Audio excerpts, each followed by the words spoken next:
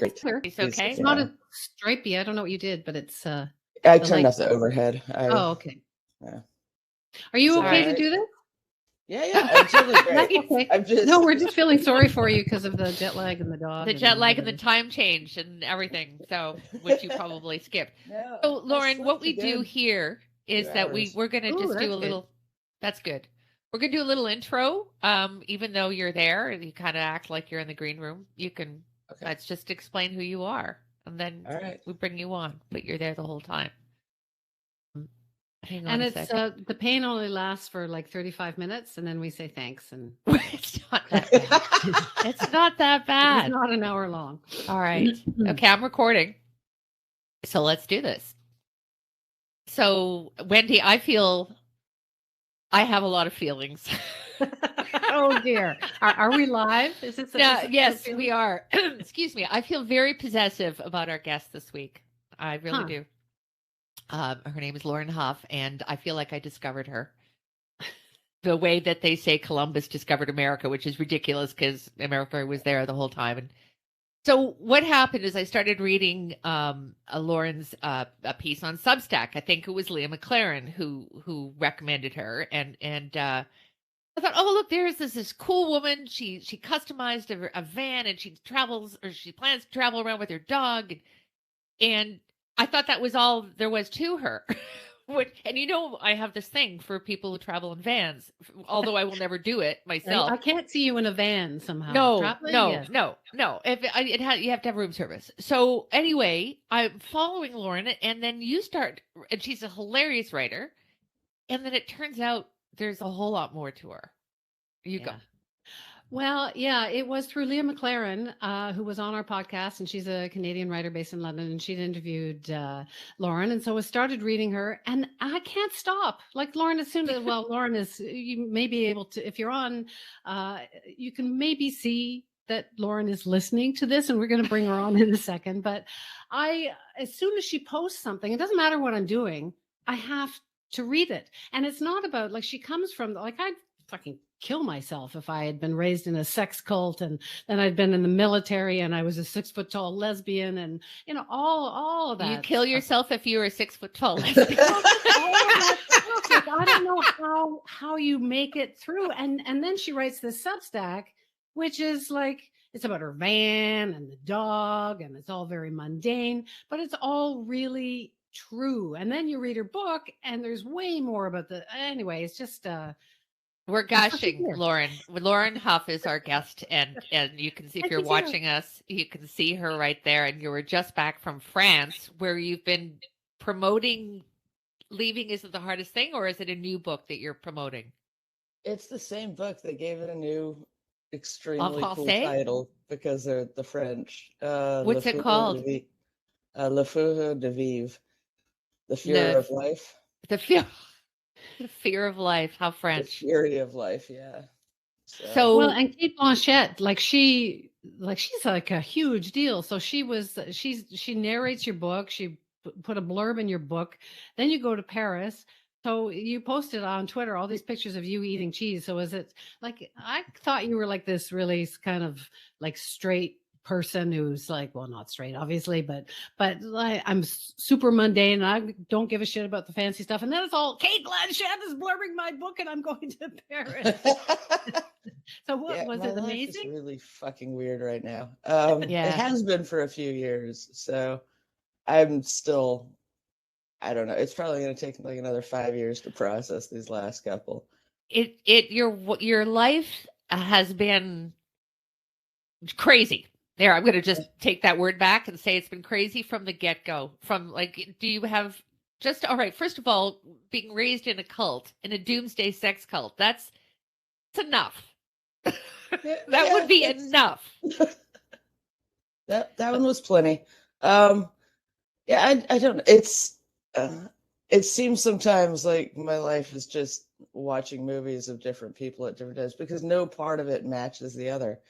I grew up in a fucking cult, and then I ended up in West Texas, going to high school, which really doesn't. The outsiders, it's hard enough to be an outsider, much less having lived in communes most of your life. So yeah, I didn't fit in at all. So I joined the fucking Air Force to get out of Texas, as one does. It, Which you say is a cult in itself. yeah, it really kind of was. There's a lot of things in America that I don't realize we understand how fucking weird they are to anyone else. Like they opened a Walmart in Germany, and we have the greeters at the front door of Walmart, and they had to stop that because Germans were getting so offended by this person they didn't know saying hello to them when they walked into the fucking store. The chants in the morning that we do, if a lot of, I mean, it depends. I think it gets worse the less you get paid. Um, well, they'll gather you around and make you do chants about the company every freaking morning before you start work, and it's absurd to anyone outside of this country. But that's the way corporations have decided to build loyalty by becoming cults. So, and then I was working at a shitty. It's not shitty. I love the Bear Bar, but I was working a shitty job at the front door in Austin and checking IDs. And I'm like, hold on, talking to Kate Blanchett on the phone. Like, hold on, I've got to check this leather daddy's ID. So because an essay blew up, and now, I still, it's like some parts of my life haven't changed even a little. I'm living in a tiny apartment with a dog, and we go for walks, and I work on my little van, and then I go to Paris to promote my book. Yeah. And eat cheese. Yeah. So it was good. Oh my God, I ruined my life by going there. I really did. I will never be able to eat bread or cheese or meat over here again. No.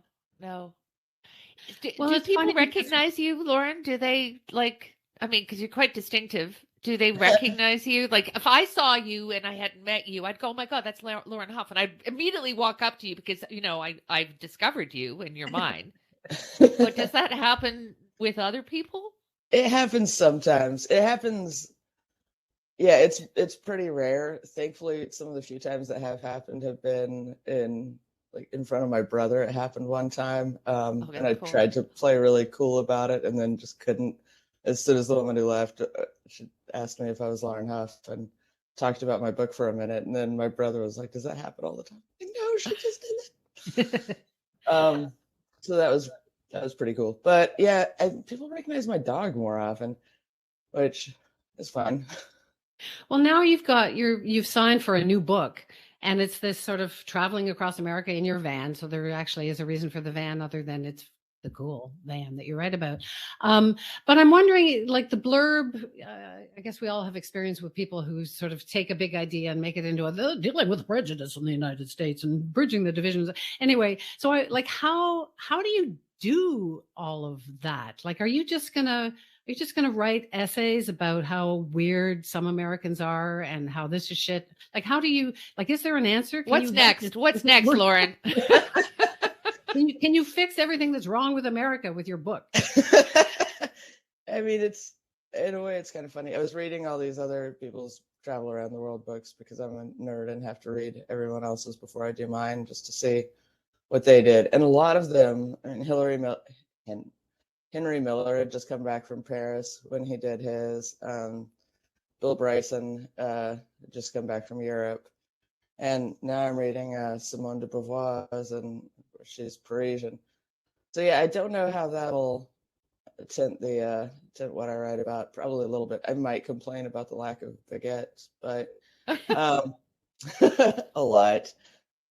God, bread's good there. And fresh. Yeah, I'm not really sure how it's going to come out. I wanted to drive around America and talk about America, and with my dog. There's this weird thing that happens with the dog. We were in Tennessee. I'd driven out there to DC for a wedding, and on the way back, just went really slow. And because I had my dog with me, we'd get out to walk, and some guy in an actual, I think it's kind of great. They merchandise the MAGA hats so well, and the MAGA gear and the jackets and the shirts, because you could spot them a mile off. So it's kind of a great way to avoid them. And I would have avoided this guy in any other situation. And he was carrying a fucking rifle. But he came up to talk to my dog. And I talked to him. Because we were just talking about dogs and everything. And there's like this humanizing factor that dogs provide that I don't think we have from anything else. So maybe that'll I know help. people in my neighborhood. I had 2 dogs. I have 1 now, and the other one died. I didn't lose it. I had 2 dogs. Where'd the other one go? Where'd the other one go? And I know people just through our dogs. I don't even know what their names are, but I say hi to them because I know that dog's name is Piper. And that's Yeah. Piper's owner, and that's just the way it is.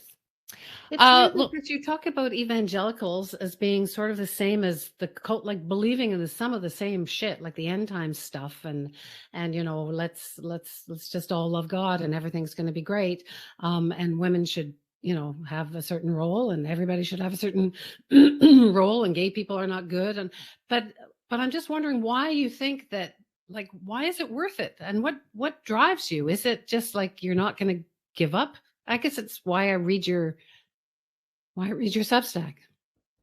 It might be a little bit of it. I think it's our only hope. We're so isolated and divided right now, and I think a lot of it is from the internet. Probably a lot of it's from COVID. A whole lot of it's from the last election. You know, if our friends or our family didn't vote the same way, we've unfriended them on social media, and we no longer talk to them. And that, and part of the reason it was so easy for us to leave a cult is because our family, like my aunts, my uncles, my cousins, never gave up on us. They kept talking to us. They kept arguing with our parents. We'd come to visit the States, and we'd go back, and we were supposed to pray against our evil systemite aunts and uncles who worshiped Satan and were definitely going to hell.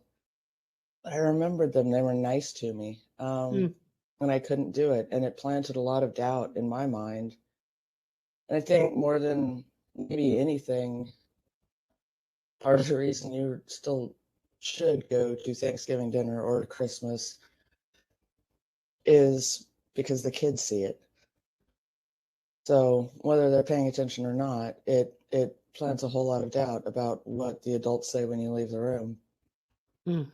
So, yeah, we can either become a whole lot more isolated and never speak to one another again and divide countries and families, or we can fucking start talking. You've had some absolutely horrendous things happen to you from the get-go. I mean, just reading your essay about the time you spent in jail, I felt like I had been in jail for a long time. You were only in jail for what, a few weeks? Yeah, just a week. Yeah. It felt like the Shawshank Redemption, to be honest. You have that ability, and yet, never for a second, reading through all your experiences, do I ever doubt that you don't have faith in humanity, that you don't believe in kindness, that you don't find love and humor wherever you go. Is that true, or is that just what you're projecting? And I mean, I lose faith quite a lot. I think keeping faith in humanity and in love and in things getting better, if we lose that completely, then there's no fucking point. Yeah,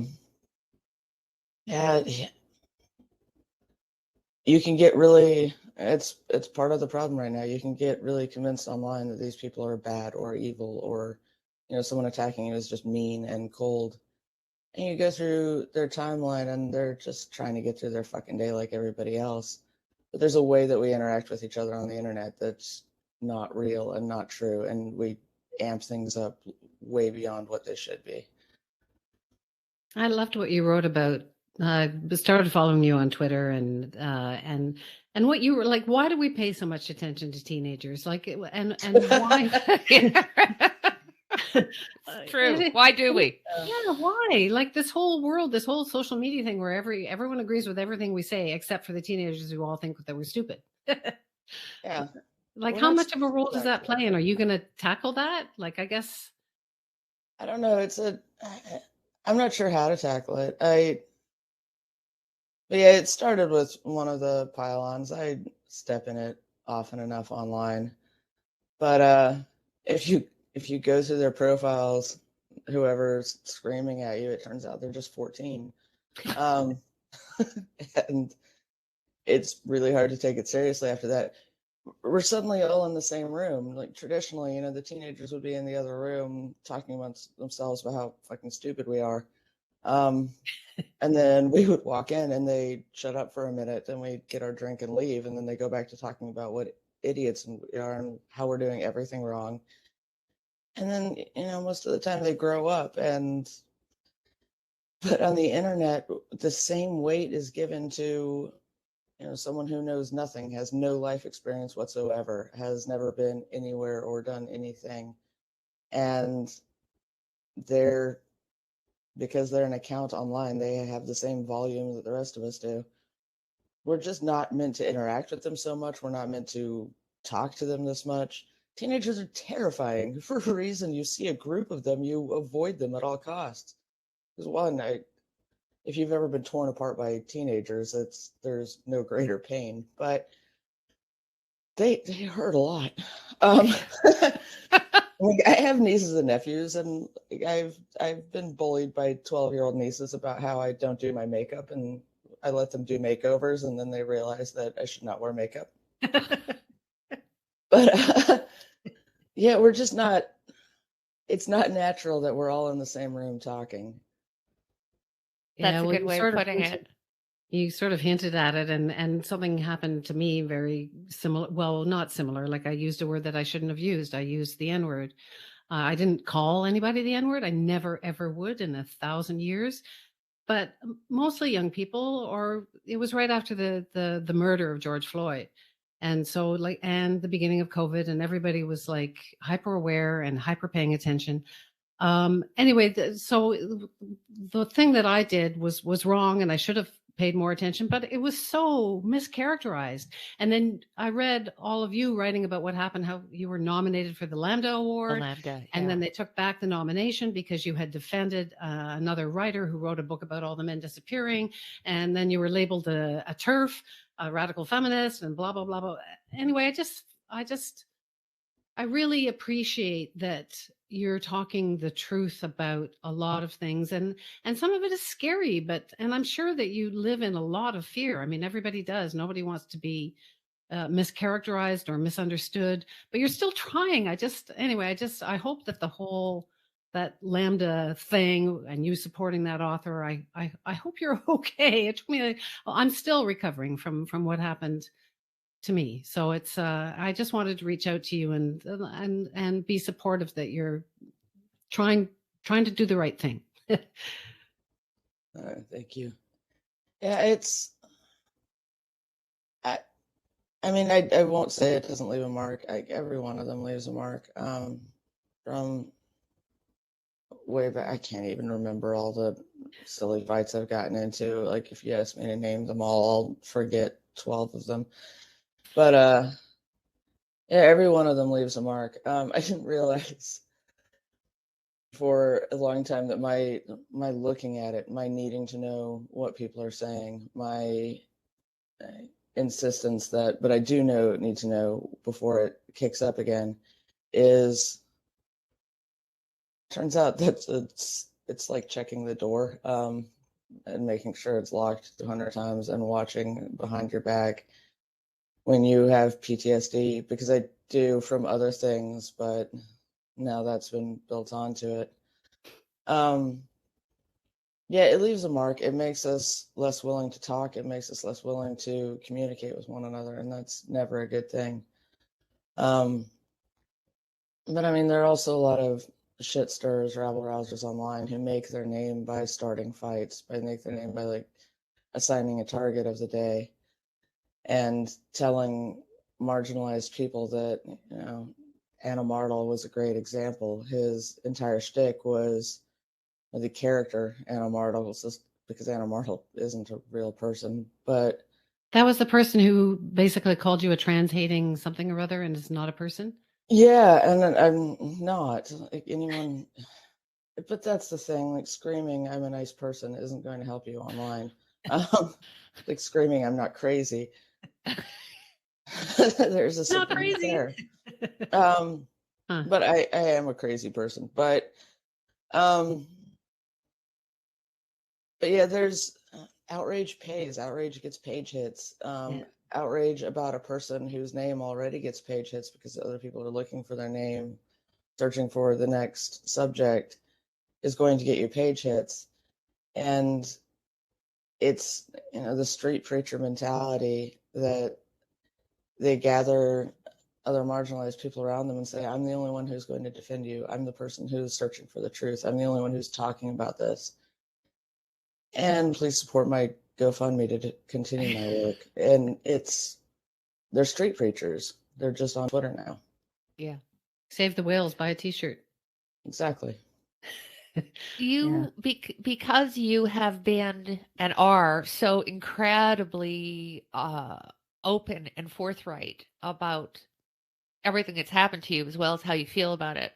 I think that's why people feel that they can be as open with you. I'm just listening to Wendy tell you about, a career destroying, if not life altering moment in her life that she doesn't offer up all the time. But you bring that out in people. Is that a burden, do you find? Or is that, I mean, the fact that people want to share their darkest secrets with you because you've shared yours with us? Oh dear. I mean, it depends on the context, I think. I get a whole lot of letters, and for a long time, I tried to respond to all of them, emails or messages or whatnot. People just pouring out their souls to me. And I don't know, like, I'm not a therapist or a priest. I can't absolve you or forgive you or fix anything in your life. I'm a shithead online who wrote a book. But I think maybe it has to just be enough that they write it down. I think if I did write all that down and send it to someone, and the exercise of writing it down and sending it to someone would be what I was searching for, not necessarily words of wisdom from them. Like, who knows anything at this point? Um, but yeah, I read all of them, and I see it a lot, but I don't. I assume people don't need something from me. We're just trying to connect with another person. And I think that's why it happens, or that's where I've come to about it, because you have to do something with it, or it keeps happening. So That's why Substack is such a fantastic outlet. I mean, everybody's on Substack. If I'm talking to our listeners right now, if you haven't checked it out, not only are we all writing on Substack, Margaret Atwood is. I mean, you're going to yeah, find everybody and anybody. And you might ask, why would someone like Margaret Atwood want to write um, a newsletter? And because it's a way of connecting, even with this, if it's just a few people, it's a form of connection, both for the reader and the writer. And it's how we found you. It's how a lot of people find other people. We're not now relying on being published, in the traditional way, to be able to reach an audience. Anyway, that's my thought yeah. on Substack. I think it helps a lot. My brain's never been able to comprehend that 5,000 people were following me on Twitter, much less 100,000. And you have to assume Yeah. if you gather any audience of that magnitude, that half of them are just following you because they hate your guts and want to see the next stupid thing you say. And then I'm always going to say another stupid thing for them. But Substack feels a lot more intimate. It's like a smaller room, and it made it easier to write, not worrying about how something would be misconstrued or taken out of context. It made me easier to talk to the people who I think are just my audience, who are there to, you know, yeah, follow me, and not, or read my shit, and not you can't comprehend that many people. Our brains aren't built to comprehend when anything goes outside of your audience. That's when shit goes haywire on Twitter. Whether it's, I said something the other day about people lining up to when they call your flight or before you call your flight. People will line up and wait to get on the plane, and it's like, why would you want to be in your airline seat like any longer than you need to? And that it took about 30 seconds before people started screaming at me that I didn't understand. Having kids, and I'm like, I wasn't talking to kids. I wasn't talking to, and then it was, well, you don't understand what it's like to be disabled. And I could argue back into I'm legally a disabled veteran, but there's no point. It doesn't matter. People are really angry right now, and no one is listening. And they're angry at the government. They're angry at society. They're angry at, life, the way things are going. And it's easy to just take it out on someone online who's not a real person to you. It has nothing to You do still with do it. Why do you do it? I mean, I think it's great. I read you, but fuck them. That is why. That's why. I should have probably deleted my account long ago, but no, fuck you. I'm still, and I won't say anything real on there. I won't respond to anything anymore. I don't read the replies most of the time. But every couple of weeks I'm going to tweet something and then almost immediately delete it half the time. But because fuck you, I'm not leaving because you're mean to me. That's stupid. well, I'm glad that you question everything now, and I wish that you didn't have to go through like being locked up all the times you were locked up because you tried to express yourself and you were in these weird sex cults with your family. But I'm glad that you have managed to say fuck you and just write.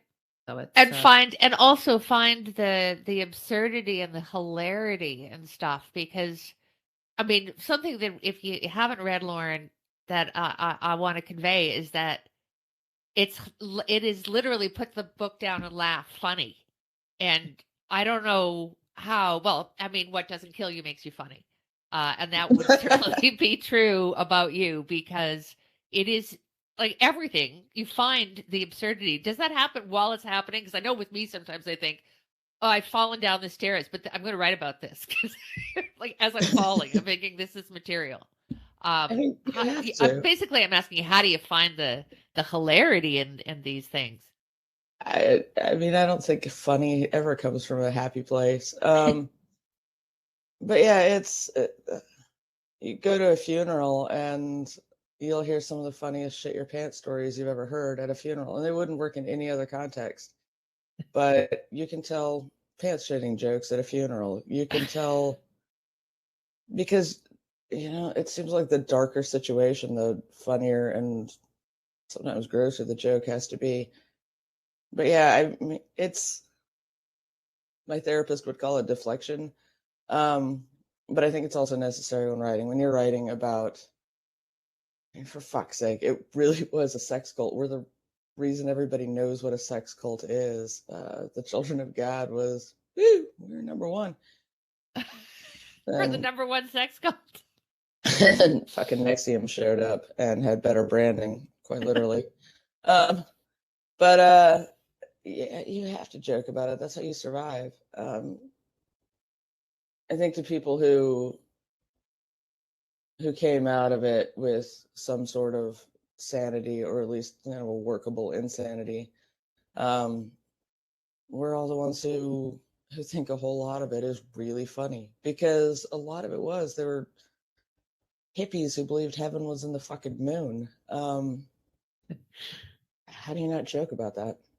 Well, all religions are pretty weird, right? I mean, they all, when you get right down to it, I can't think of a single religion that isn't deeply absurd. I was raised a Catholic in a convent, no less. And like, that's, when you look at it dispassionately, it's like, are you kidding me? And yet we all seem to think we're in a position to say what, and I am saying that the Children of God is a bad cult. I'm not, I wouldn't defend it. And yet, if I were to say, and I will, that the Catholic Church is one of the most depraved and awful institutions, then can you imagine the pushback I would get from that? So some things are just easier to make fun of than others, or to decry. Yeah, I don't think many people are gonna show up to defend the children of God. Are Which they? is They're great. still happening, right? This is still a. Yeah, they're half-assing it. The prophet died, so his wife's sending out newsletters, Yeah. and you can give her a little money for the newsletter. I don't know that they have communes much anymore. I've seen them. They were doing some proselytizing among refugees at the border, um, but they always do just enough to get a couple good photo ops, and they don't help anyone or do anything. When we were in Japan when I was a kid, we landed in a town and didn't know a fucking typhoon was coming in because I guess we didn't check the weather. So we got off the train and wind's blowing sideways, and these refugees picked us up, Vietnamese refugees, and they took us back to their place, and they fed us and took care of us for days, and they had nothing. They had absolutely nothing. And we took a lot of pictures with them. And then, as soon as we got the pictures developed when we left that town, we started showing them in our little "Please Donate to Us" book of like, these are the refugees we helped. They fed us. Wow. Um, Wow. so yeah, we loved a good photo op, and we did. We never helped a single person. A whole lot of people helped us, and we would claim the otherwise. We're gonna let you go in a sec, but I gotta ask you a really important question. Maureen's getting possessive again. No. Listen, I got time. I may never sleep again, or I may sleep for 24 hours. I'm at that stage. No idea. So you picked up your dog. You got back from Paris. Did you see Kate? Did you see Cate Blanchett? No, she was at the Oscars last night. Oh, yeah. Otherwise engaged. Yeah, excuse though. So you picked up your dog, but what I really want to know is about the haircut, which I read in your book is the international lesbian option number 2. So Wendy's obsessed with short hair. Anybody with short hair, and I'm not different. We all share a common, like, everybody goes, "Oh, your hair's short, must be so easy." But fuck no. Every day on the side and then long on the top. Is that's this is just a standard pretty much crew cut, which is not what I wanted at all, but I'm too gray, so it looks like I have bald spots because all of that's gray. So it looks even sillier. I got the one haircut that was the 4th haircut and therefore terrible. And then I got a haircut to fix that, which made it worse. And then I had the problem with fixing a short haircut is it's just going to get shorter. There's only one way to do it. So yeah, I ended up with this, which isn't the worst. Like, I think I look okay in it. It's just this haircut's a whole lot butcher than I am. And I don't know. It's been a dramatic thing my entire adult life. Everyone I've dated is really tired of hearing me whine about the crappy haircut I got, because maybe 2 months out of the year I have the haircut I want. Stop. Just freeze it in time. Yeah. If only. Yeah. Carry a lot of pictures. That helps. Like, seriously, carry pictures or take pictures of people whose haircuts you like. I mean, that says 1,000 words. Words. I wanted to ask you, I have a feeling that you're going to get really huge.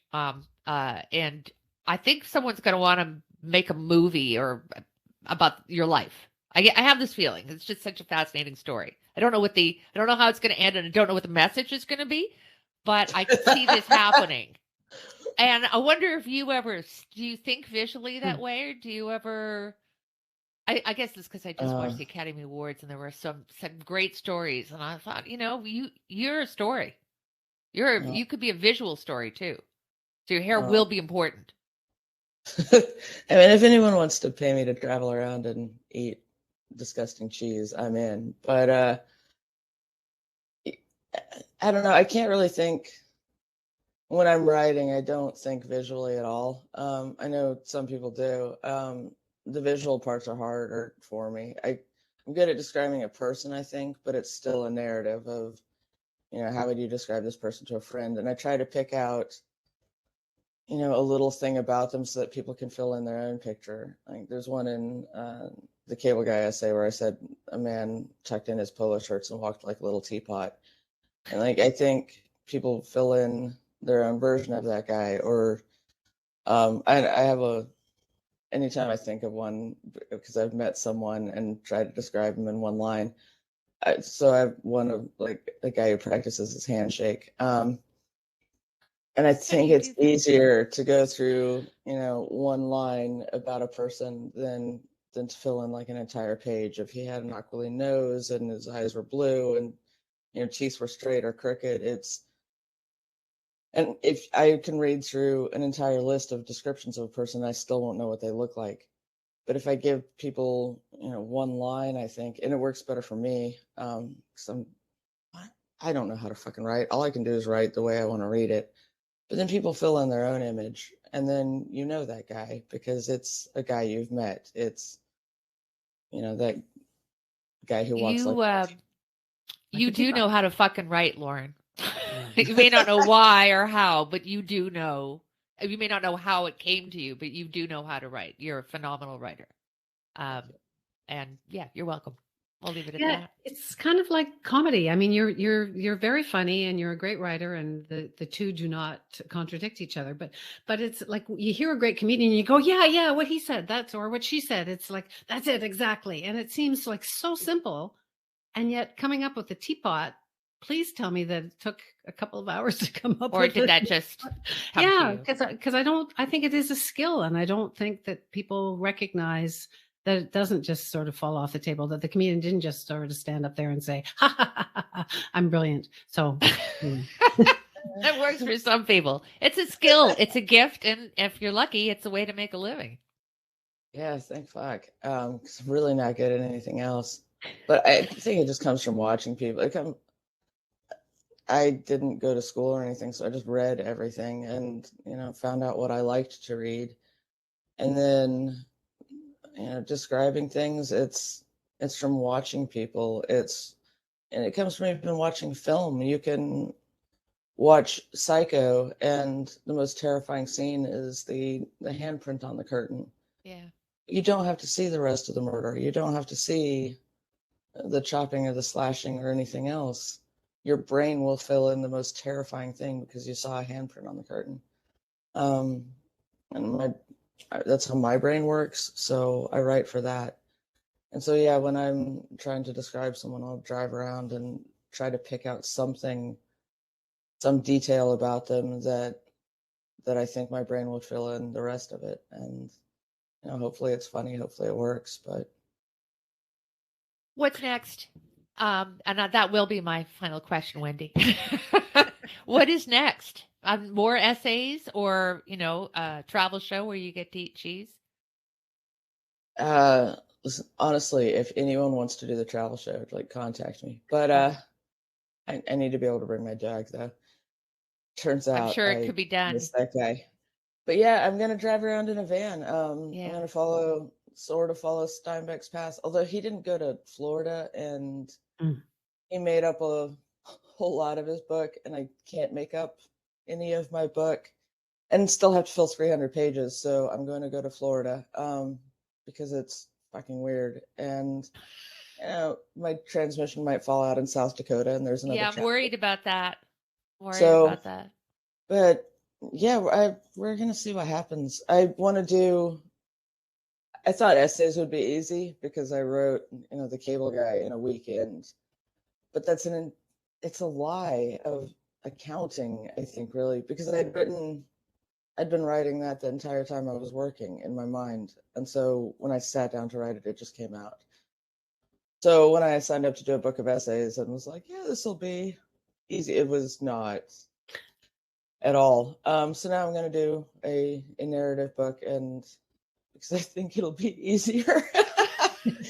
And it will not. Well, I'll read it. I'll read it and we'll follow you along through Substack. And yeah, wish you all the best. Really, you're huge talent. Thank you. Thank You're you so welcome. much for having me. You're This welcome. has been a blast. Just I'm been our pleasure. I'm sorry that I look as as Oh, laid over as I am. Stop playing. It's no, you look No, great. it's great conversation. I love conversations when you're tired or hungover or whatever because you just ramble and they say the most interesting things, at least. You do.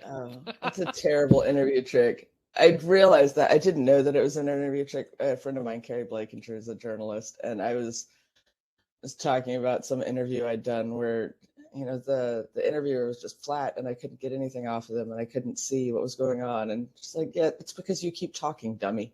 If we don't give you anything back, you'll just keep going. And then we have lots to write because you need them to like you. And it's the same trick cops use. And I've learned with cops, just shut the fuck up, dummy. I've not learned that with journalists because I really need you to like me. It's a terrible fucking trait for doing interviews. Well, we like you. We and really we do. really like that you don't give a shit that whether people like you or not. I mean, you kind of do, but your writing is like, this is me, so whatever. So thank you. Thank you. Thank you so much. Thank you. All right. I'm so glad that she said it's hard. The writing is not easy. That she actually she makes it seem easy. Yeah, because it reads like her writing is so, like, what happened to her in her life is so shocking, and yet the Substack, it's not shocking. It's so mundane. It's about, well, today I connected the sink to the whatever. Anyway, I love her. I know you do. I do too. She's our new best friend. We have a lot of best friends though through this podcast. Well, that's the best thing about doing a podcast. You may have picked up her on. Yeah, Wendy and I don't really talk to people we don't like, but maybe we should. Maybe we should find somebody we don't like and see how that goes. But no, Lauren is a gem, and anyway. Yeah, so it's interesting. I have feelings, Wendy. Yeah, well, I mean, you think that your childhood was kind of weird. Oh, everybody's childhood is weird.